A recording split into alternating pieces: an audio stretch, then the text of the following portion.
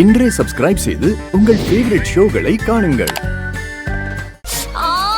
நல்ல பொண்ணு நீ நீ நீ ஒரு ஆக்சிடென்ட் கடையாவே மாறிட்ட. எப்ப பார்த்தாலும் எங்கேயாவது போய் எதுலயாவது முட்டிக்கிற. அட இந்த டோரை விட குறைஞ்சதுக்கு ஏன் மேலேயாவது முட்டலாம்ல? என்ன? அது ஒண்ணு இல்ல. சரி, எங்க அடிபட்டுச்சு?